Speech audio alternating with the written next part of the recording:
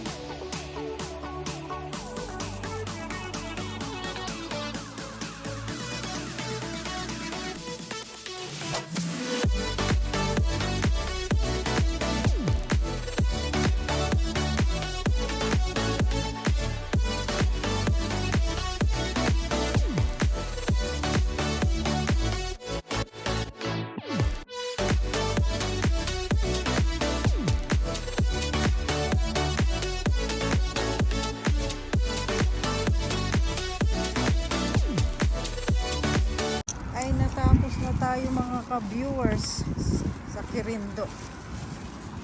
Kung ano-ano lang naman yung aking nabili.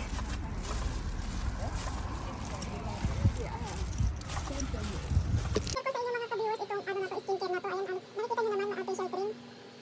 Itong skincare na to mga ka-viewers, matagal ko na itong ginagamit. Nahinto lang, siguro, nahinto lang ako sa paggamit nito kasi naubusan na. Pagkatapos, doon sa Harborland, nung nagkita kami ng mga kaibigan ko, may doon. Kumbaga yung na-vlog ko na nga, yung Little Cusco. Yung maliit lang na siya store, pero yung mga, mga tawag nun, yung mga tinda doon, kaya tinawag na Little Cusco kasi maliit lang siya. Kumbaga pwedeng, doon, pwedeng mamili. Ayan, nakita niyo naman, na-vlog ko na, diba? Tapos itong na to, itong skincare na ito nga. Na-try ko to, one time na nag-order ako sa sa online shopping. Ayun, tapos nakita ko siya. Tapos nakita ko nga doon sa sa Little Cusco na meron ganito. Kaya, tawag nito, bumili ako. Yung kasama ko yung mga kaibigan ko. Ngayon, ayan na nga, oh. Nag-order na ako doon sa tawag nito sa online. Medyo mahal siya. Ito, ganyan yung kanyang cream. So, ayan, nakita ninyo, super siya. Moisturizing na yung sa balat ba. Ang ganda niya sa balat mga ka-viewers. Ginagamit ko to sa sa gabi bago matulog.